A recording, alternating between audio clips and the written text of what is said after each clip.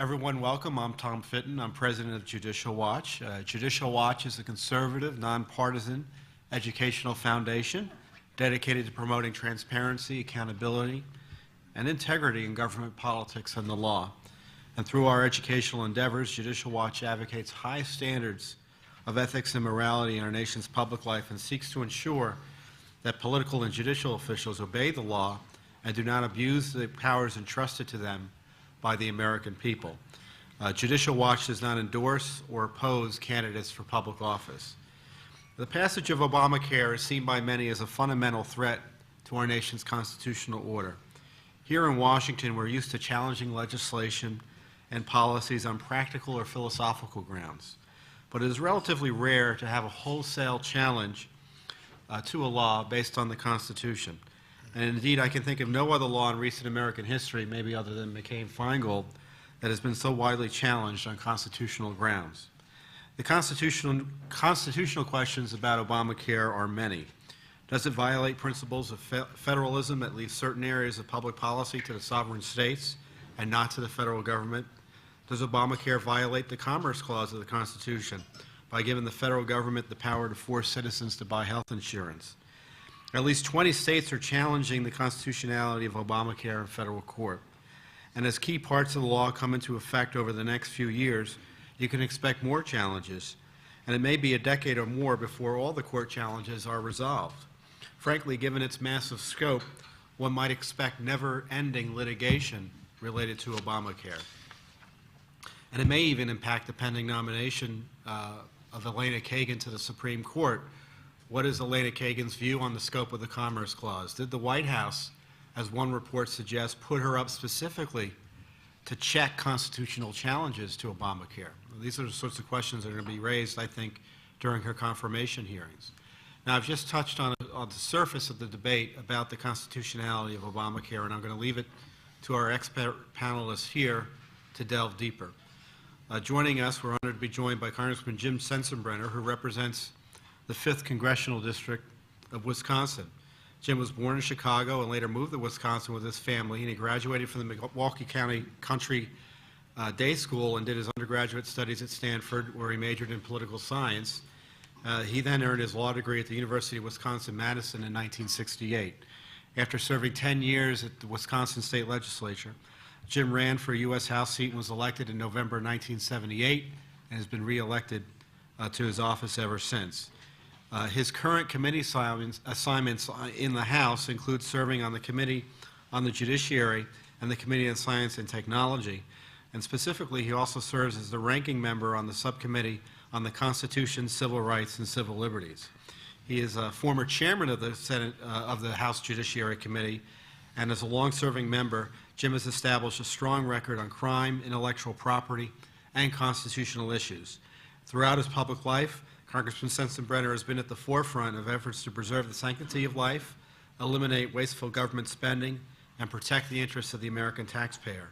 He has regularly been cited by the National Taxpayers Union as one of the most fiscally responsible House members and is well known for completing his financial disclosure forms down to the penny. And I can tell you Judicial Watch appreciates congressmen who pay attention to their financial disclosure forms.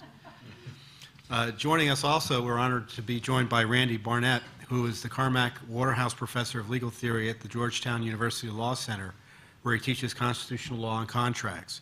After graduating from Northwestern and Harvard Law School, he tried many felony cases as a prosecutor in the Cook County State's Attorney's Office in Chicago. We could have a whole panel just on that. He has been a visiting professor at Northwestern and Harvard Law School, and in 2008 he was awarded a Guggenheim Fellowship in Constitutional Studies.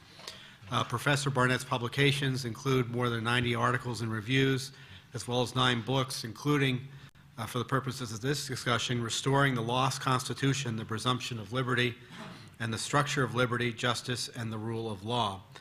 And in 2004, he appeared before the Supreme Court arguing the medical marijuana case of Gonzalez versus Reich before the Supreme Court. And obviously, he was a well-known figure as a legal commentator in the media, appearing on various television programs and Fox News Channel and NBC Nightly News.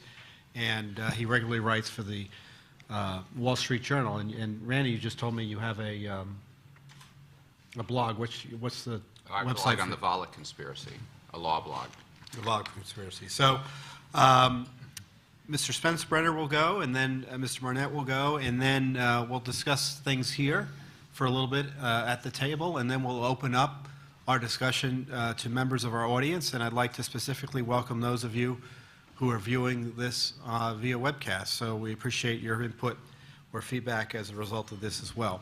So I'll turn the microphone over to Congressman Sensenbrenner. Well, thank you very much, Tom, and I think it is very important that Judicial Watch has put on this discussion today, because the constitutional questions that have been posed by the passage of the Obamacare legislation have to take front and center at least until the President leaves the White House, because there will be no political relief from what is contained in Obamacare that can pass over a veto until there is a different hand on the veto pen. I do a lot of town meetings back home, maybe 130 or 150 of them a year. And one of them this spring, the gentleman got up and said, "What's the role of the federal government?" And my response was very simple and straightforward. The role of the federal government is what the Constitution says it is, no more and no less. At the beginning of every term, each senator and representative takes an oath to preserve, protect, and defend the Constitution against all enemies, foreign and domestic. I interpret that oath as requiring me to vote against legislation that I believe violates any of the clauses of the Constitution. Unfortunately, I don't think a majority of my colleagues in the House of Representatives feel the same way I do. And I just point out that about a year ago, the House of Representatives passed an unconstitutional bill of attainder against people of one company who received executive bonuses. Even the President of the United States, who at one time was a con law professor, described it as a bill of attainder, but nobody even stopped and paused when the argument of the constitutionality of that legislation came up. Now, with respect to the current health care debate, the supporters of Obamacare hide behind a presumption of constitutionality that attaches to all acts of Congress. And that simply means that if one wants to challenge the constitutionality of something that's passed by Congress, they have the burden of proof to show that it is constitutional. And the Justice Department, and specifically Ms. Kagan's Solicitor General's office, is hidebound to defend laws that have been passed by Congress. I think people who are looking at this legislation think that the constitutional issue is a slam dunk, that a court will quickly dismiss any challenge of it, and I'm afraid that if they look at those constitutional issues, they're going to get their comeuppance and find out that there is a justiciable question, which we will find out when it reaches the Supreme Court of the United States.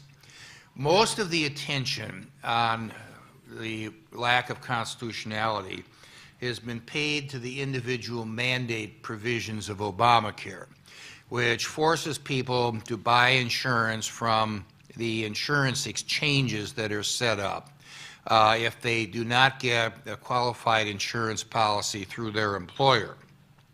And I think that in thinking about these questions, it's instructive to go back to the 1994 debate about Hillary Care, which never did pass the Congress of the United States.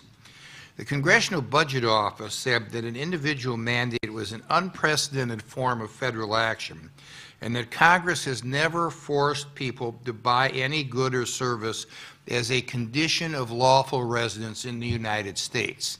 And that is exactly the constitutional issue on the individual mandate that the courts are going to be called upon to decide.